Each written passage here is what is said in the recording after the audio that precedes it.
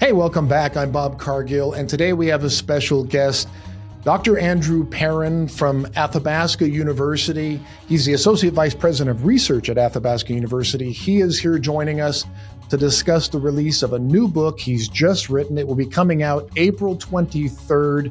But Dr. Andrew Perrin is here to discuss his book, Lost Words and Forgotten Worlds, Rediscovering the Dead Sea Scrolls. Andrew Perrin, welcome and thanks for joining us.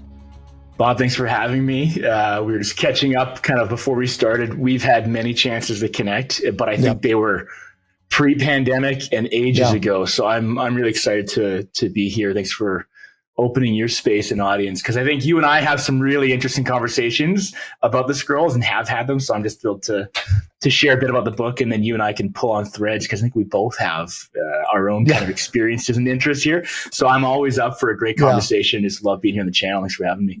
Yeah, you bet. And again, thanks for making the time. And I know our audience is going to love hearing about, look, they love the scrolls. The scrolls are always an interesting topic. Yeah. You have a very intimate and interesting history with the scrolls because of your mentors, because of the people that you were able to be associated with, to be taught by.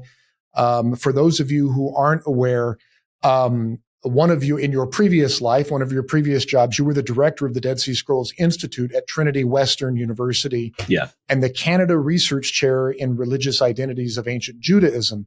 So you got to witness, this was Marty Abegg and Peter Flint and some of these people who just had their hands in these scrolls and in the discovery and in this process. So when Professor Perrin here is talking about the scrolls, you're dealing with someone who is, a second, like myself, second and third generation scholar, but was taught by people who were knee deep in the actual discovery and translation of the scrolls. So we really value what you have to say. And again, look for April 23rd, Lost Words and Forgotten Worlds. When this book comes out, please go out and buy it. And we will be putting a link to this book in the description below. But let's get started. Sure. Why did you write the book? Why write a book? And by the way, thank you for writing a book that can be understood and digested by a popular audience as well as by scholars. We always try to emphasize and celebrate that here on Bible and Archaeology. So why this book? Yeah, great question. And I'm glad you brought up kind of part of my story in the scrolls, because it was, working with Marty Abegg and Peter Flint are a huge part of that. So the why from the book really connects actually to my own kind of origin story in the scrolls, if you will. The book, I wrote this very intentionally as an invitation to the scrolls. It could be used as a textbook. I hope it does with other stuff, but it's meant to be very accessible. I love solid academic research. We also need to have things that are accessible and engaging and how we write. So that to me is very important. And that was something I really learned from, guys like Marty and Peter and other scholars that have shaped my own view of the scrolls. And because it was actually as an undergraduate, I was doing a theology degree as an undergraduate. I also was waiting for my career as a rock star to take off. So I'm like, which I'm still waiting for. It might happen. Who knows? But I remember being this, long-haired, pseudo-punk rock kid in a theology class, and our professor said, "Oh, there's a guest lecture, happening this afternoon. You can skip class, but you got to go to the lecture if you want." And it was by these two guys I'd never heard of. So I did what undergrads do. You skip class and went to this lecture, and it was Peter and Marty, and they were on a bit of a road show kind of, I think, for their own books at the time, Dead Sea Scrolls Bible and the New Translation were kind of around that time, early 2000s. And that was the first time I heard about the scrolls. I had, grown up reading the Bible, had started to understand kind of critically engaging at what that could look like, but I'd never heard of this. And the idea to me that there is, effectively brand new ancient stuff that could change everything, or challenge us in different ways. I was like, well, hold on, I gotta get my hands on some of that. And so it was very much an invitation that as an undergraduate, you can be part of this exciting new ancient space. Right. And that's really informed my approach to the scrolls in my own teaching, in my own research, in my own writing. And, had the fortunate opportunity to run the Scrolls Institute and to teach undergrad courses. So a lot of this book that's an invitation was crafted and test driven in my own undergrad classrooms, trying to give that invitation in my own way, you know, with material culture, the scrolls, and inviting folks into this world, because it's a very exciting world, but it's also, as you know, really strange and hard to get into unless you have someone that can go, come on in, it's not going to be so bad. I'll just, you know, invite you into my space and make you feel at home, and then we can get at some stuff. So that's really the why. I was really fortunate to have very generous scholars early on in my career. And I still love the scrolls, still love exploring it. I'm still confused by them all the time, which is great. But, you know, want to give that inroad in for folks in the same way that I had. That's kind of the why behind it, Bob. Yeah, that's good. Getting in that space. And you had a unique access. A lot of people who study the scrolls, a lot of people who have interest in the scrolls, they read the scholarship that other scholars who have this access put out. They might read articles in the newspaper, which of course are always 100% accurate about what they say about the Don't question the news.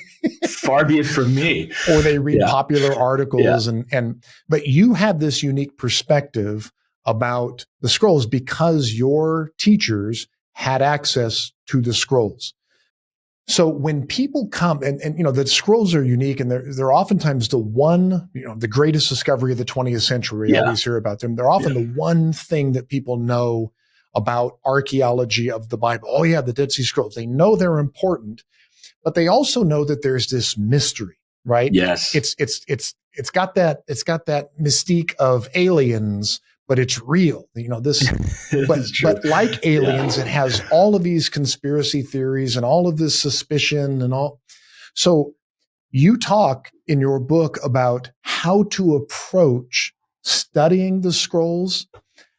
How should our viewers approach studying the scrolls? If they pick up your book and they're like, I'm interested in the scrolls, but I want to do it the right way, not just with, you know, who do I believe? Who do I trust? How should somebody approach the study of the scrolls? Yeah. Definitely don't trust guys like you and me. No. Right. No, they should be very, very suspicious of us. No, not at all. Right. But the thing is, you know, and you should have been, your story should have been mine already. Like, stay curious, like approach it with some curiosity. There is this intrigue. And is it, like you said, it's not, there's all sorts of interest in the scrolls for many different reasons, but approach it with curiosity. There's something here. An openness to going, you know, one of the main questions in the book is, you know, how do the scrolls challenge, change, or confirm what we thought we knew about the Bible and, you know, its history and its world? And guess what? They do all three. There are things that were like, we absolutely had that right. That's awesome. Now we've got some really interesting archaeological and manuscript evidence. Then there's things that we go like, oh, maybe there's some things we were going on the right track, but we gotta maybe steer in a bit of a different direction because we didn't have all the information we had to make whatever conclusion. Or there's things we just go, you know what, we weren't right about that. Now we know, have some better information. So like being open and curious about that, because I think there's so much there in the scrolls that we're still learning. You're saying, you know, you and I are, you know, second generation ish scroll scholars. You know, the first generation of scrolls scholars, you know, folks like your teachers and my teachers, they did the tough, decades-long, arduous work of going, what do these texts say? Like literally the words on the page or the parchment and the leather, what do they say? And they were asking other questions, of course, but I think the big questions now and going forward is, what do they mean? Right. And that is where you got to stay open, stay curious, and be okay with maybe the answers will change and grow over time.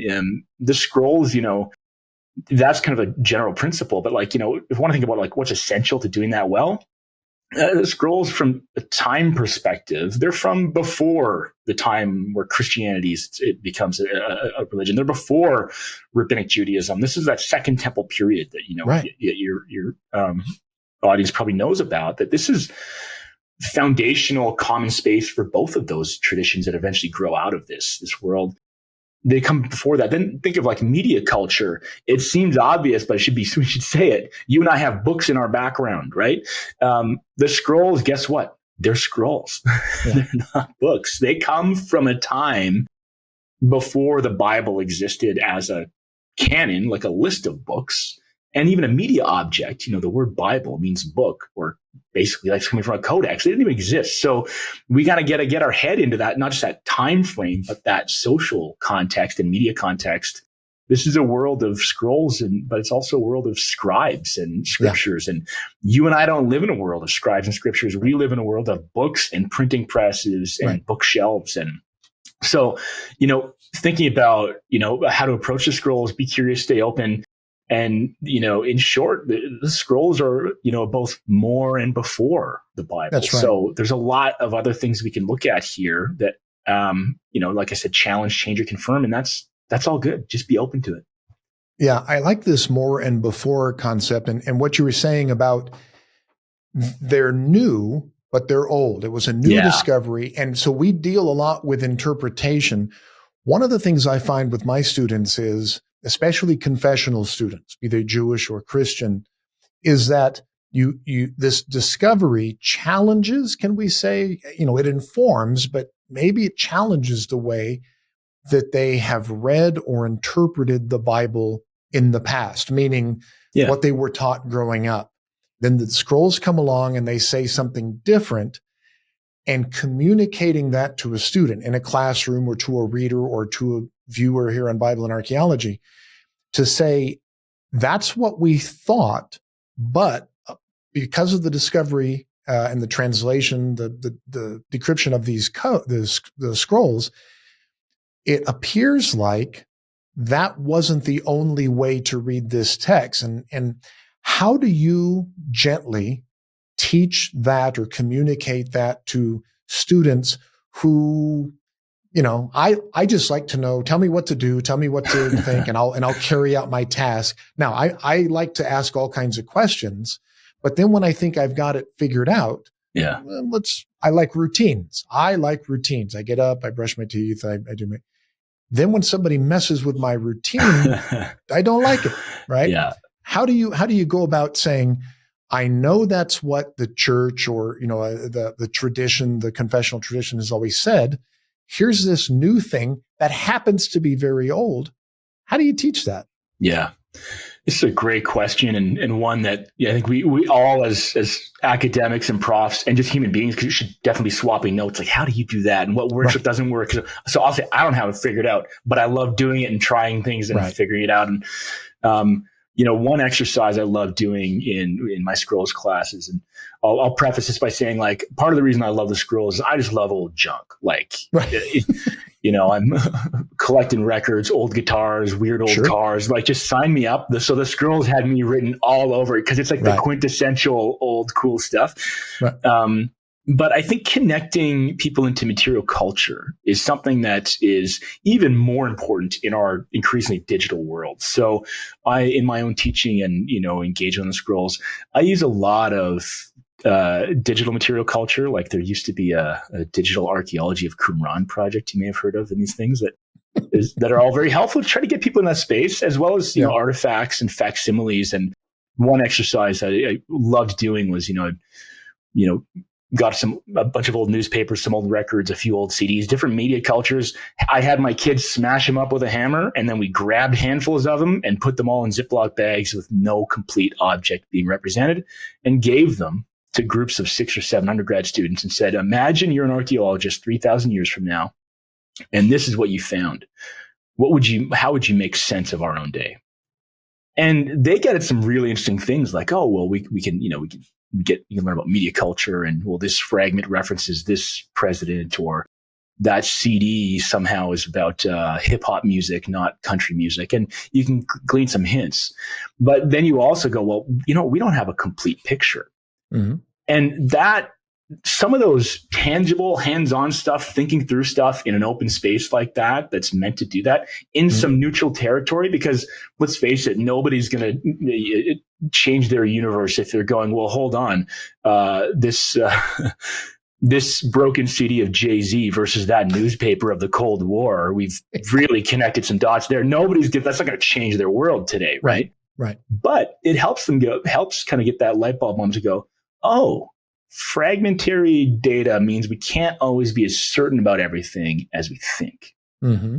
And once you can kind of warm up that muscle a bit in some, safe, fun, neutral territory. Then you go, all right, let's go over here and look at things like the scrolls. And then one of the things I constantly go back to is, constantly, I cite in the book, but it was one of the things I'm like, that's a really interesting thing is, you look at Bible translations. This is one of the areas where the scrolls have a lot of potential and have had a huge impact. You look at nobody reads the intro to their Bible. They really should. And very few people read the footnotes of their Bible where the scholars and translators are going, here's the differences and details. Definitely pay attention to those footnotes. In 1952, the New Revised Standard Version, I think it's going into its second edition, if I'm not mistaken. The scrolls are found in the late 1950s and 1940s rather, and early 1950s. And scholars are just starting to get their hands on this stuff and decode it and understand it. And already in 1952, the New Revised Standard Version Revision Committee, in their intro, they mention the scrolls and they go, there's other texts like that. At the time, I think they refer to Isaiah and Habakkuk, maybe Psalms, but I think it's only the first two. And they're going, this is where we're going to have some changes, and just get ready because we're learning more. We have more than we had. Right. And not unlike the fragmentary copy of a newspaper or a smashed up Jay-Z CD or something like that, which sounds very terrible to do. You shouldn't smash Jay-Z CDs, by the way. You should keep them and listen to them. But that's what they're doing. They're going, we got a bag of stuff here and we don't know what's in it just yet, but expect that this is going to help us grow and change.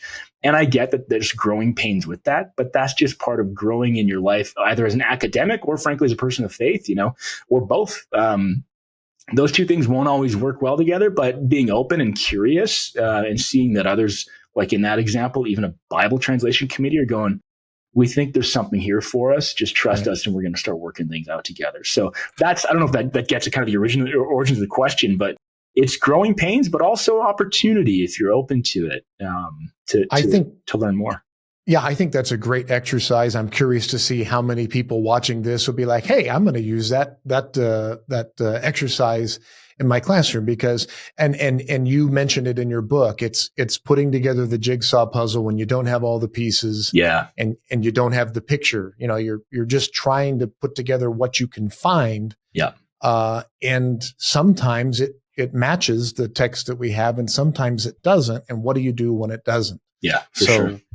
That's a challenge. Well, at least fortunately, we have a nice concrete story about how the Dead Sea Scrolls were discovered, and nobody ever questions that story, right? Or is that not the case? You seem to talk about this a little bit. Yeah. What really happened? Yeah. How were the Dead Sea Scrolls discovered? Well, I've got to either say thanks to you or blame you, Bob. A little bit of both. Let's just be honest.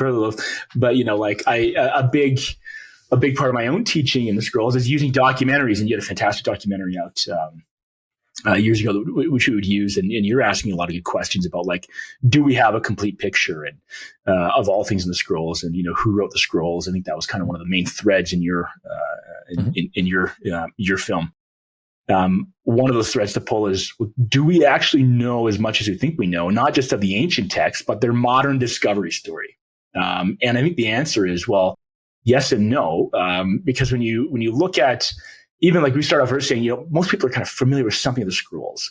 Maybe they're interested, maybe they're intrigued. I bet you a lot of people that are in that kind of category of awareness, but not a deep, knowledge, they probably know that there's a common story of, a shepherd boy, a lost goat. He does what little boys do. He throws stones and he hears a clink. He looks into a cave and it's shadowy, but there's something there, and he's frightened or excited or some version of these two, combo of the two, runs back, tells his family, and this is the scrolls. And then we have scholars and archaeologists swooping in to kind of save the day and rescue texts and interpret them and decode them. That's kind of the common trope. Right. Now, you and I are also both biblical scholars, so we know that any good story exists in multiple versions, right? Yeah. The best stories, whether they're biblical stories or just the funny family stories we tell around the campfire or Christmas dinner or whatever, there's always multiple versions because they're such good stories. Well, surprise, surprise. That's the case with the scrolls. I said I like old stuff. One of my, old stuff collecting hobbies is, collecting what are our first generation scrolls, they're early books in like the 1950s. Pretty quickly, people start writing books about the scrolls going, here's what we think we know. And I've got a decent collection of these. Reading their versions of the story, surprise, surprise, and not all saying the same thing. In fact, a few of them they're aware that, this story is existing in multiple versions already. Were the texts found by this boy? Was there a goat involved? Was there discovery in an archive? There's different versions in stories like this. That already is evident in the early mid 1950s, definitely into the 60s in these books, because it's not all the same story. There's variations on it. But when we zoom out even further, and there's other people doing this work that I'm showing up late to the party on in some ways, that are looking at these discovery stories. But when you look at these discovery stories of the scrolls, and then you compare them to other major manuscript discoveries in the last few centuries, one of them being the Nag Hammadi codices, in Upper Egypt, these so-called Gnostic texts, also really cool and exciting. If the scrolls don't do it for you, just go work on Nag Hammadi and you'll be excited about that. And also a few things in the Cairo-Geniza discoveries. But when you look at these stories in parallel, like we would study the Synoptic Gospels, you go, there's some common elements here. There's quite often a shape to these stories that's blending some fact and some fable. There's an accidental discovery. Maybe these texts are found in jars. Usually this accidental discovery is by some sort of caricatured, really poorly drawn colonial, image of a hapless native that almost ruined everything, but good thing we swooped in and saved these texts. And now we have this amazing story of objects, manuscripts, and artifacts that are quite literally of biblical significance. Mm-hmm. When you look at that and you look at these in parallel, you've got to ask ourselves, are these stories all fact, or are they also part fable? And again, we know that as scholars that history, what happened, is as important as historiography, how a story is told. Right. So what's kind of cool about this then to me is, yes, we can sort out a lot of details on when the scrolls and how they were discovered. I'm not saying it's impossible. We have a lot of that information. It's just sifting it, right? It's probably not as Indiana Jones-esque and dramatic as you might like, but it's good information. But we can also then go, okay, if this is if these discovery stories not only a lens into how texts are discovered, is the way they're told also a mirror back onto us about what we think about ancient texts, why we want them to say certain things, why is it we're interested in items of biblical significance, quite literally here. Mm-hmm. And those things to me are very interesting, because the scrolls then are not only like that lens into their world, but at times they help us hold up a mirror to ourselves if we're open and working slow enough to look into it. And what does that say about our culture and our own past? Right. And so that's where I think in my book, in that chapter, I started off writing it as going, oh, hey, here's the facts and here's what happened. And then I went, there's a lot more to the story that gives us an opportunity as modern readers to even think more about ourselves, not just this ancient world that's opened up before us. Well, what I like how you arranged the book is you kind of set up that story of the discovery of the scrolls and said, we're not sure if that's exactly how it happened because we have these various accounts. Yeah. And you circled back to that later in the book. I think it was chapter 7 or somewhere there, when you start talking about biblical stories that have or appear to have multiple accounts. You talk about King David, the introduction of King David, or these David stories. Yeah. You talk about in Jeremiah, these accounts that. And the question is always, or at least the debate is, well, if you take the Synoptic Gospels, for instance, if it's coming up on Easter here, these resurrection appearances, one gospel says he appears to this person and another gospel says this. Well, those are contradictions. Clearly, one of these is false. Mm-hmm. But you seem to claim something different, that discrepancies or that multiple traditions isn't necessarily evidence of a compromise, but it might be talking about the authority of a particular tradition. And I like how you circled back to that after referencing the discovery story. Yeah. Yeah, this is again, like there's kind of a coda in a way to tag it back to this, because you're right, in the book they're separate chapters, but they're getting at the same thing in a way. And here again, it's that mirror going like, well, this is maybe more about how we think and needing to think differently or approaching the ancient world in a different frame of reference, because we are so conditioned by the Gutenberg printing press, right? We expect if I pull a book off my bookshelf here and you pull a book off of your bookshelf there and they're the same book, word for word, syllable for syllable, it'll be the same. That is not the world of scribes, not the world of scrolls, and not the world that shaped scripture in this period. So we need to already get that's not their problem. That's our problem. So how do we own that and then get into this world and then start to look around? You mentioned some of these texts like Jeremiah. This is a great example of this, for where the scrolls provide new insight, a need to kind of refine some things, but also really an opportunity. So when we look at a book like Jeremiah, and there are others like this, one of the things the scrolls revealed is that the Hebrew scriptures, we later would canonize to call the Old Testament for Christians or Hebrew Bible for Jews. They existed and circulated, many of them in various forms. Again, this is not a printing press world, so it shouldn't surprise us, but it's something we need to pay attention to. We also already knew this from other texts like the Septuagint, the Greek scriptures. We knew that there were variations, but how we understood them was different. You mentioned the Gospels, take the endings of Mark, right? We have examples like this, but what we didn't have was manuscripts from this period necessarily to help show and tell that story. Right. So when we look at a book like Jeremiah, we know that the Greek version of Jeremiah is about 13% shorter than the Hebrew version in the Masoretic text, which is, the basis for almost every modern Bible edition, translated or otherwise.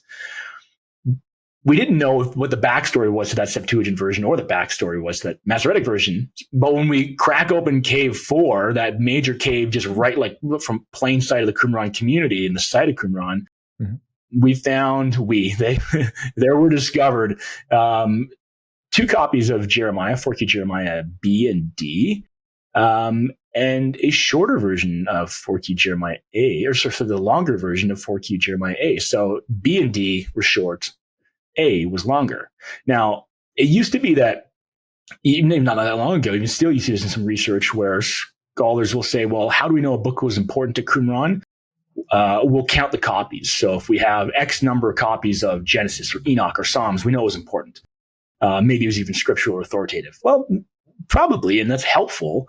But what I'm saying here is it's not only the counting copies that matters, it's their character of those copies. And what I mean by that is, in the case of Jeremiah and others like it, there was so much interest and awareness of the importance of Jeremiah texts and traditions that this community seemed to be more than happy to have multiple versions of it that they read, received, and interpreted.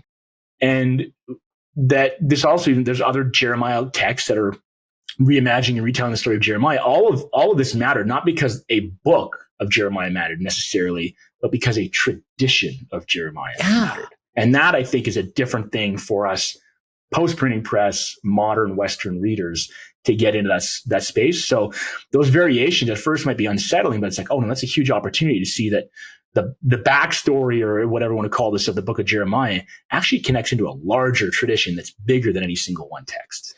Yeah. And I think I can't help but think that this is, again, you say it's our problem, not their problem. It's that they had a different way of honoring and venerating inspired text, if I can use that word, a text that they venerated. Yeah. And that is, we live in a world, as you say now, of printing press, but even then it has to be word for word. It has to be this what do they say? Inerrant, infallible. We have this modern definition that seems to pervade certain aspects of certain religious traditions. But then we go on television and we see that certain movies that are popular get remade and remade and remade, and we get upset if they make it exactly like the previous one. We want to see a new interpretation. We want to see a different take on it. And maybe that's what these communities were doing in antiquity. They have the same tradition, but there's slight variance on it. Yeah. And the fact that they were different might be a good thing, not necessarily evidence that it's a corrupt tradition. I like your take on that. Yeah, no, and I like the example you have here. Can we rabbit trail on this modern movie thing example maybe for a minute? Mm-hmm. You know, I use an example in the book that's also kind of drawn from my own teaching and my own interests on, you know, this exact topic that if you really want to try and understand scribal culture for the first time and you don't understand any that's new to you and multiple versions of text, don't go study scribal culture. That's weird for me to say that, but I'm telling you, don't go spend the next weekend watching all the Star Wars films in different versions. Because what you see there is an updated and growing tradition. Even, the iconic yellow text that drifts off in the distance. When you look, and you can Google this, folks, if you're look it up on YouTube, you can find parallel versions of this. Well, surprise, surprise, the version of A New Hope that came out in 1977, if I'm not mistaken, and then the other versions, you have literal textual variants that they have to update and change the wording because now there's a movie before it, and now there's 18 different movies after it. And, and you see, LucasArts, for better or worse, trying to add in some early CGI that's trying to make things look more interesting. There's even changes in the dialogue that I wrote a blog on this recently. There's changes in the dialogue where the script of the actual text has evolved. And why? Because Star Wars matters enough to this franchise that it's growing and moving, and there's new characters and there's new films. There's an actual Star Wars canon that people are very deeply invested in. So it's a great parallel there. But just like you said, like modern movies, this is a pretty interesting parallel to get our heads into the space. If something mattered enough, Jeremiah, Star Wars, to keep telling the story, then the story expands and grows. And that's a signal of authority because it's being made relevant to a new audience, a new generation, new issues, new context.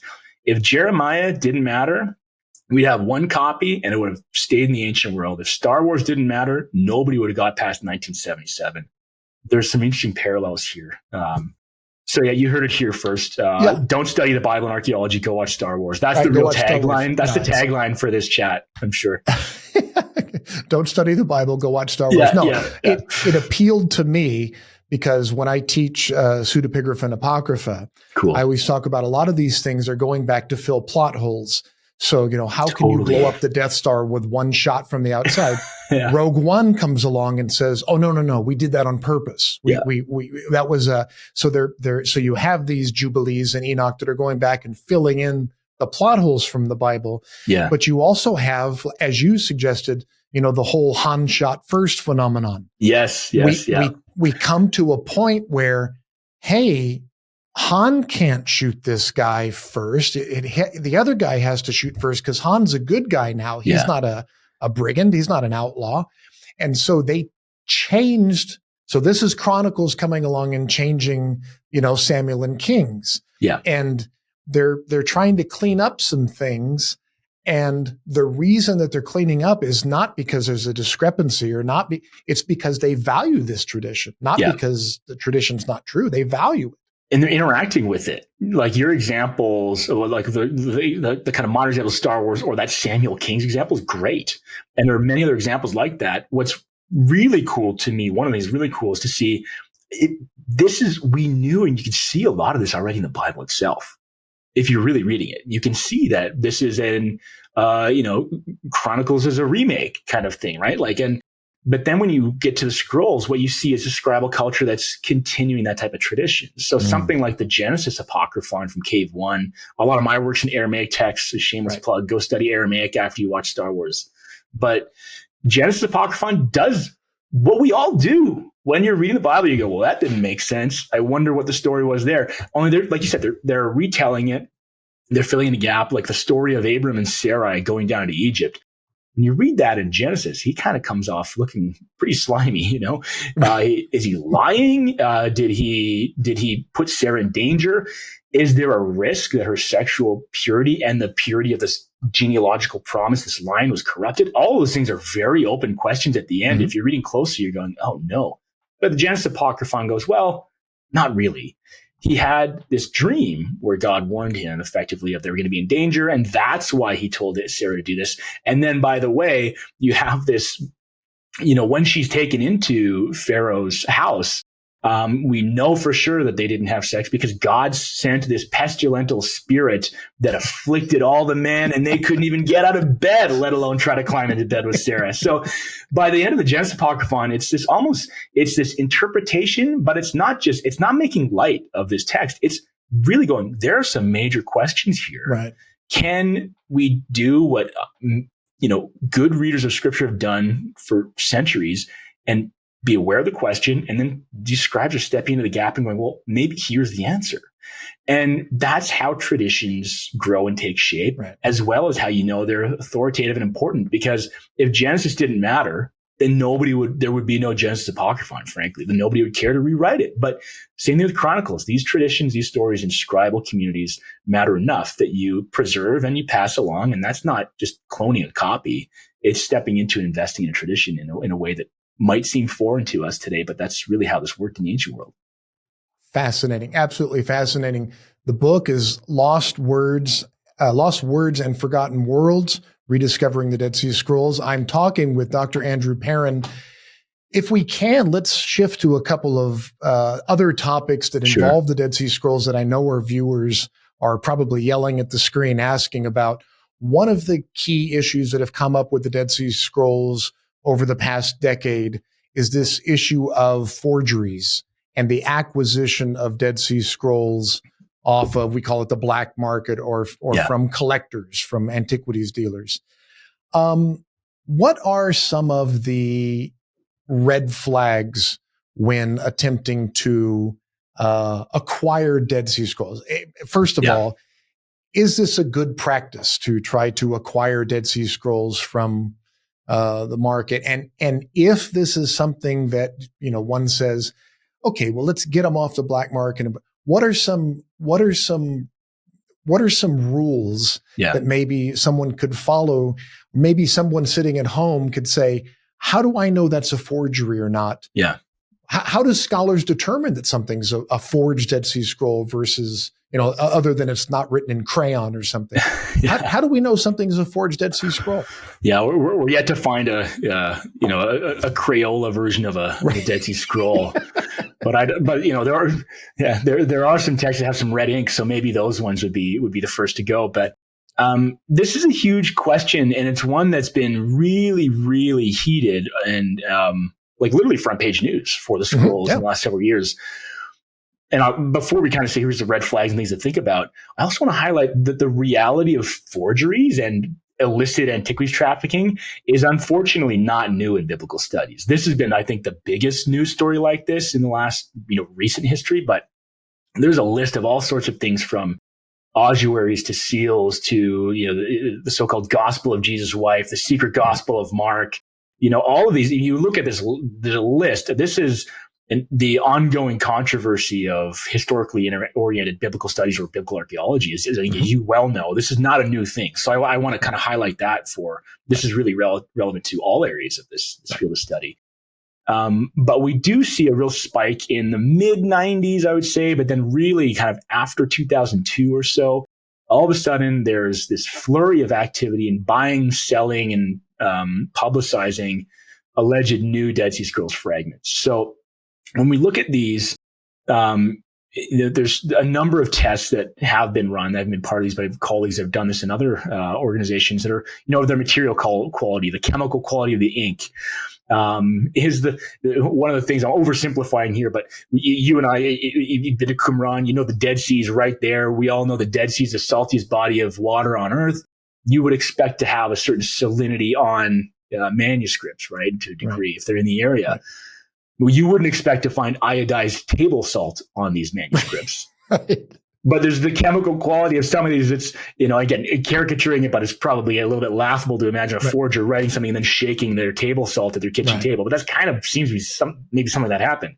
Right. So there's things like that, chemical and materially, that you can study. But there are things that you can look at either with the naked eye or using the brain in your head to try and see, is this too good to be true? And there's kind of like I've got 6 or 6 red flags. One of them is when you look at these collections, and these collections are between 5 and 6 different organizations and personal collections around the world. There's just too much Bible in them. When we look at the, 900, 930 plus whatever fragments of the authentic Dead Sea Scrolls that we have, about 22, 23% of those are biblical texts, or what become biblical texts. Again, nuance aside, books that later become in the Hebrew Bible or Old Testament. Yeah, when we look at the same statistic across these 5 or 6 collections, we find a incredibly high concentration of alleged biblical texts among these fragments, way higher, so much so that it might not be a deal breaker, but it should start to raise some suspicion. Right. Is there something here that's off in the statistics alone? That there's too much Bible in these writings, and I think that's one kind of early warning sign. Second to that, it's not only too much Bible for the stats, but there's a curious concentration of theologically loaded passages, particularly in passages that might be of interest to a conservative, evangelical, broadly defined readership that's interested in the Bible and its history. So, for example, one of these fragments is of Leviticus 18:29. This has been read by some, for better or worse, as a text in the Old Testament that comments very critically on homosexuality. Another fragment is of some of the words of Psalm 22. Now, you and I might read Psalm 22 and go, oh, yeah, I recognize that from the Psalms, but I bet you most readers, particularly Christian readers, know Psalm 22 as including Jesus' last words on the cross in the Gospels of Matthew and Mark. Again, too much Bible, but then too much really interesting, theologically potentially loaded Bible is the other thing. Then the actual texts themselves, kind of number 3 on my list of red flags, is there's too many smoking gun variant readings. I mentioned earlier on the NRSV committee from the 1950s was like, we think there's going to be words and phrases that we're going to, restore into Scripture, and the scrolls do that. And it's awesome and fantastic, and it's a whole area we can explore. But there's been many changes like that, but too many of them too many of these new fragments have those like smoking gun variants. So one example, these would be in Deuteronomy 27:4, I believe, is where one of these fragments appears to have the reference to Mount Gerizim as the true place of worship, which would be revolutionary not only for understanding the text of Deuteronomy, but also the social histories of Samaritan Judaism, Second Temple Judaism. Like, it would literally need to be rewritten if that's true. And that word "if" is a really big one. If, in italics, underlining, scare quotes.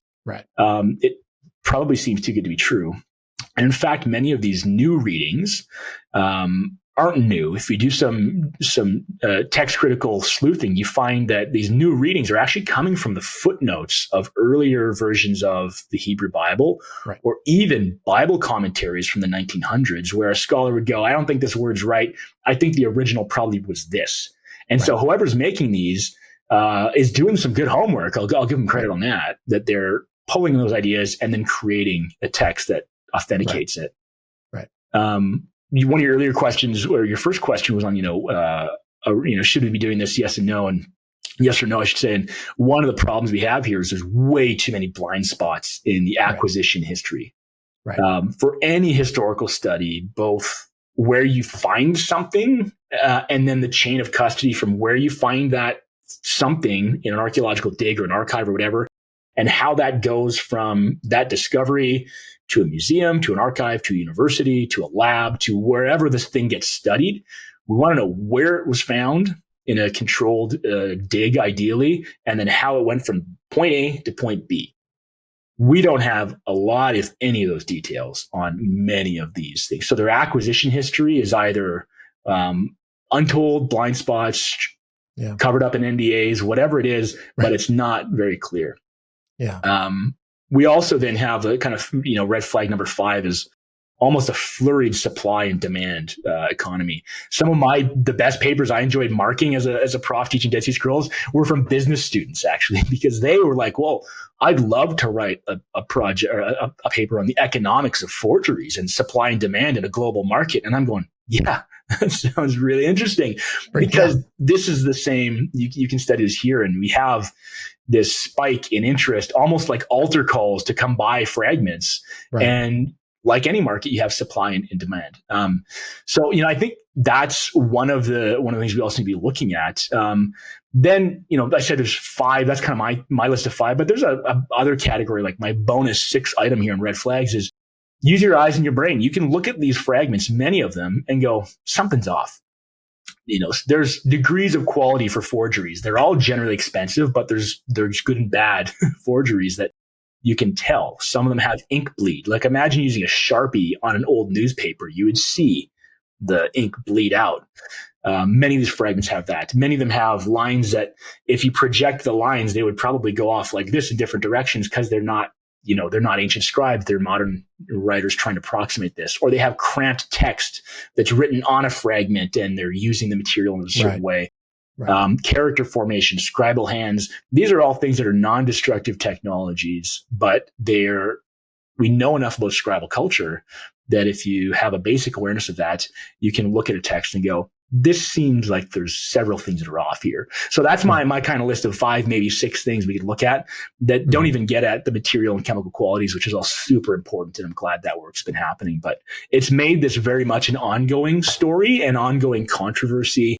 But it's not that often where you have ancient finds that are so consistently front page news. And the scrolls kind of have that, for better or worse, going for them because of this. Right.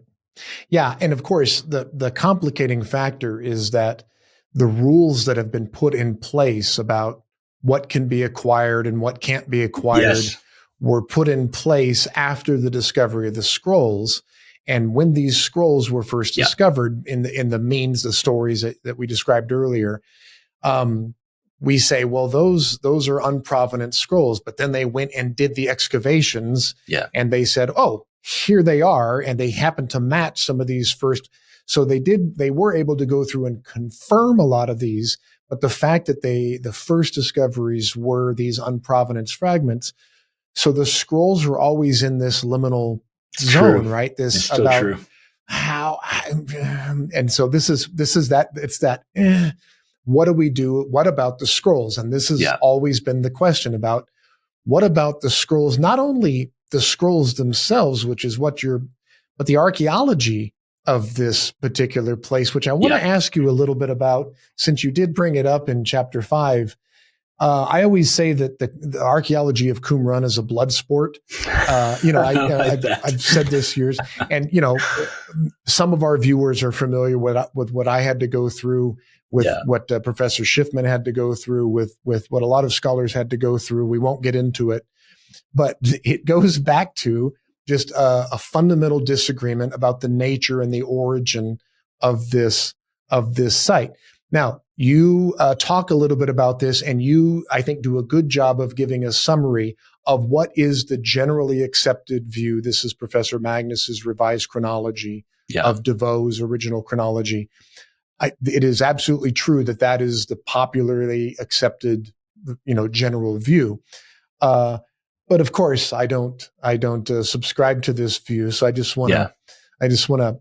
You've got a fortress up there in Doak, just to the north at Jericho, and you've got a fortress just to the south at Hyrcania up in Bucaea. Mm-hmm. So these guys who were living there prior to this, who built that tower there? Who built that fortified structure? I always ask the question: is it possible that this was at one point some kind of fortlet, a little Hasmonean fort in this chain of fortresses that was then reoccupied by this group? It doesn't preclude that there was a group that came in there after this place had been abandoned, but this is always my question, that it appears to be, obviously there was somebody there in the Iron Age, right? Obviously, yes, of course, the cistern and these things that are very early. Right. In. Yeah. But is it possible that there, and this is DeVoe, and they have all these different reoccupation models, but that there was something there in the 2nd century that was then abandoned and reoccupied? Who reoccupied it? I have a pretty good, and of course, there's an entire group of people who say that the scrolls have absolutely nothing to do with this settlement whatsoever, which you and I both disagree with. Yeah. But and I think you did a good treatment of it, of saying, then there's this thing over here, this archaeology, and there's this. But your book focuses on the scrolls and not the archaeology of the scroll. And I just wanted to get your input on that. Yeah, no, and I'd be disappointed if you didn't ask me this question. So I'm glad that you did.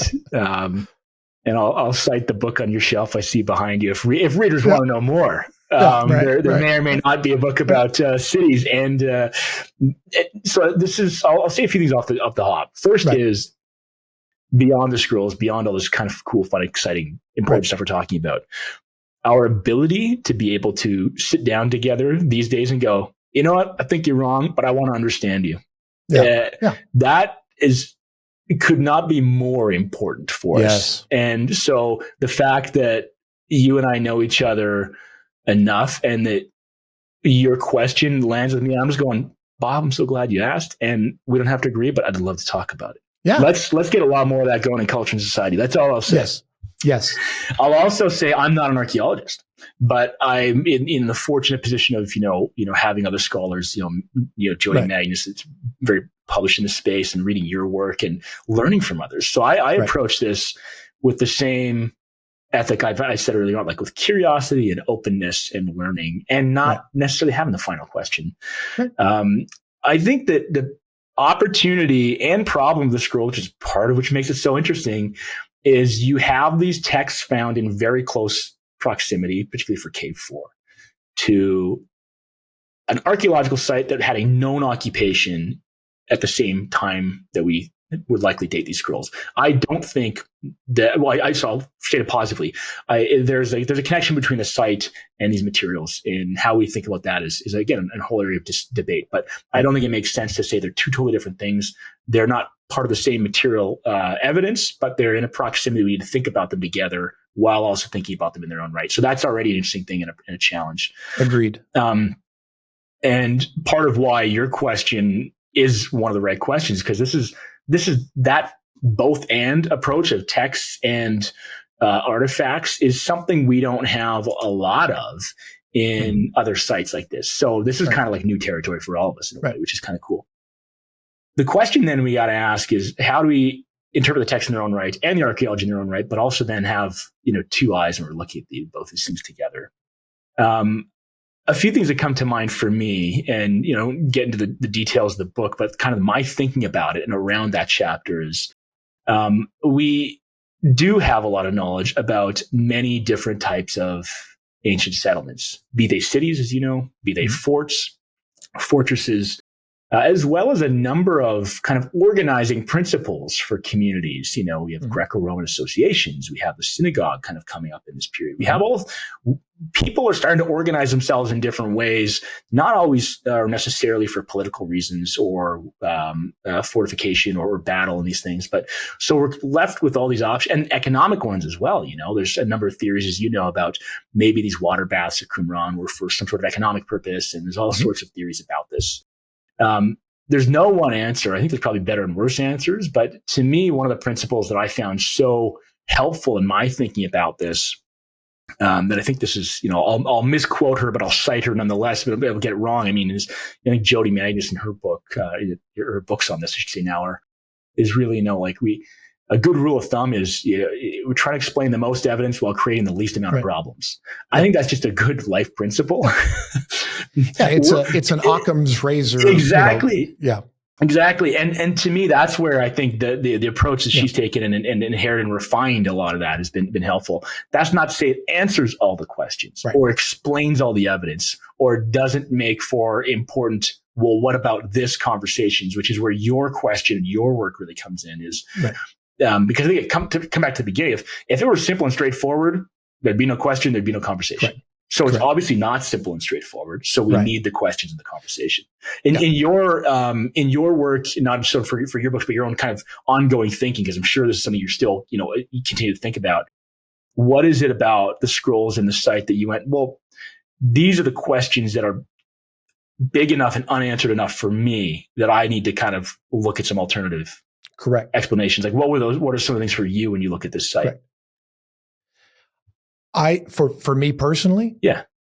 So I look at it as a 37 by 37 meters square fort that had one entrance and had a, pretty large, tower there in one of the corners. And that it appears to be in a string of fortresses that were placed around the middle of the 2nd century by the Hasmoneans. Now, probably not a well-built fort, not a good fort. And because they're expanding to the south, you have one at Doak, you have one there at Qumran, you have one at Hyrcania. And as they're pushing farther to the south towards the Nabateans, they just abandon them and keep moving forward towards the frontier. Yeah. And then you could have another group come in and say, this would be, maybe it's the Damascus Covenant, maybe it's a subgroup of the Damascus Covenant. They come in and they say, nobody's here, and let's start expanding it. And they're the ones that come they're not worried about, the fortress aspect of it. They're worried about, hey, free place. Yeah. And so they start punching holes in the walls. Yeah. And so you go from having one main entrance around the back side of that place to, and they're more about ritual purity, not self-defense. And so you have these.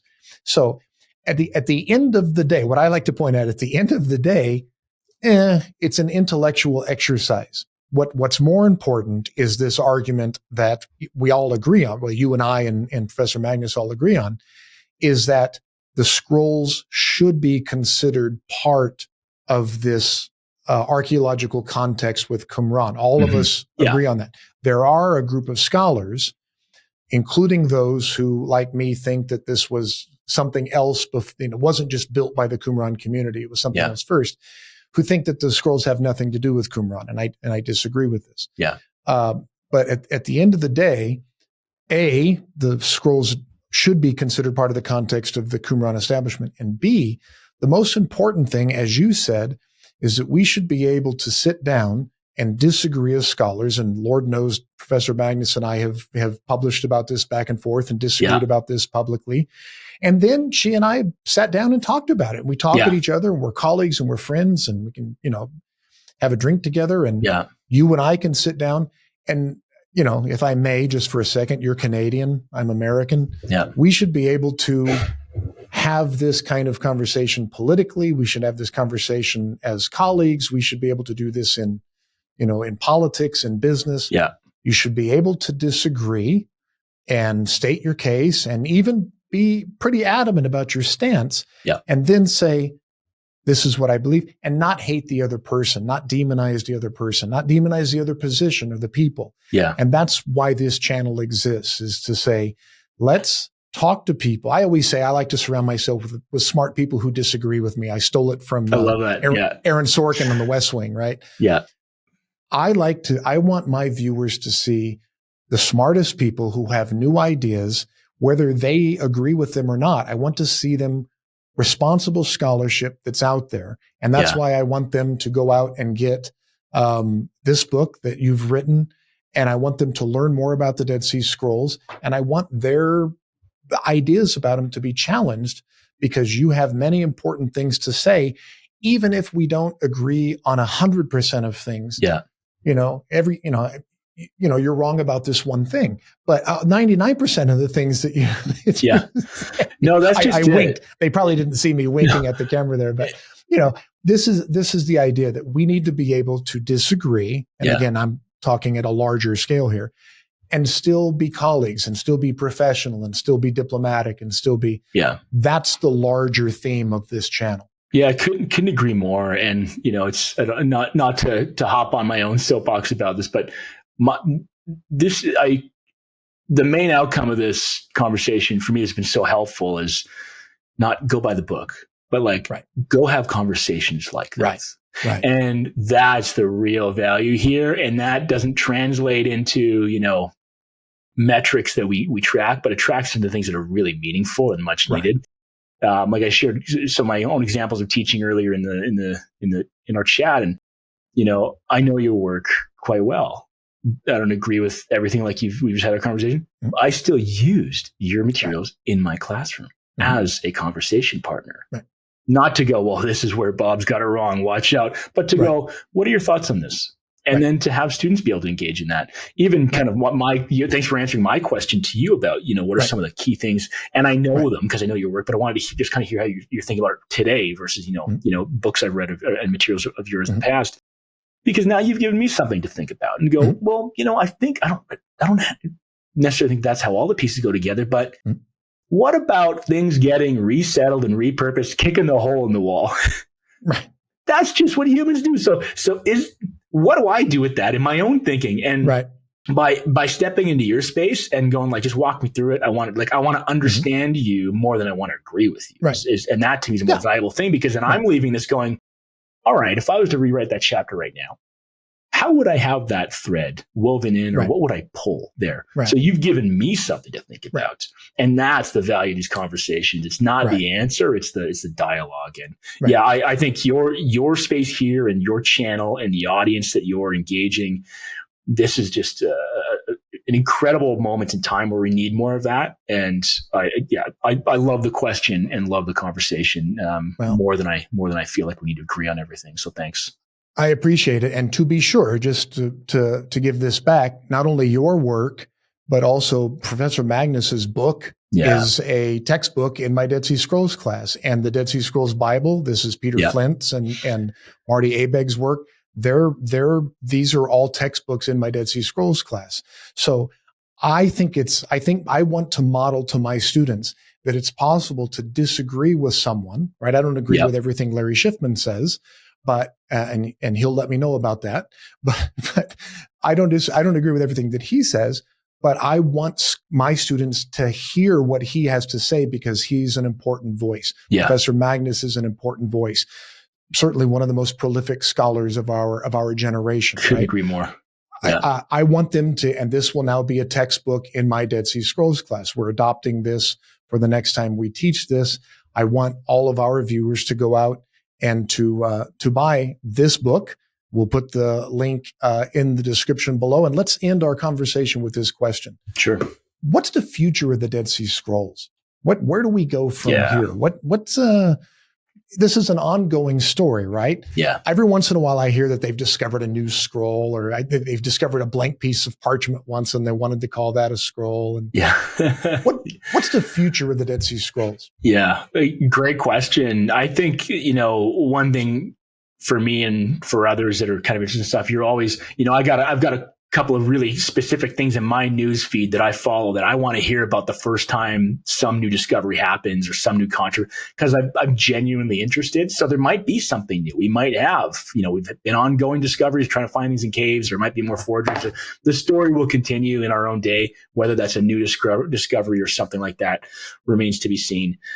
To me, the opportunity is what we already have, frankly, because it's very rare in studies on the ancient world, in biblical studies, and that you have the opportunity to get into something pretty new and unexplored that's this significant and ancient. And that's what I mean by if you want to look at the opportunity before us, is let's try to really understand the stuff that we have, that some of which has just been published in the last 10, 15 years. That's pretty brand new. We know what the texts say in the scrolls, the Greek, the Aramaic, and the Hebrew, words on the scroll, on the fragment, on the papyrus, on the leather. But do we know what they mean? And have we understood how that really challenges or changes or confirms what we think we knew about biblical texts, biblical culture, the history of ancient Judaism, the history of the early Jesus movement? All of that here is wide open. So I'm less waiting for some new discovery than going, I actually need another afternoon in the library to read the books that we already have. And to me, that's a huge opportunity that, without sounding like this is the altar call for scroll studies, it is very unique and distinct for our area of research in this space, that you can connect into something and be, the first, second, third person to look at something and think about it in a new way.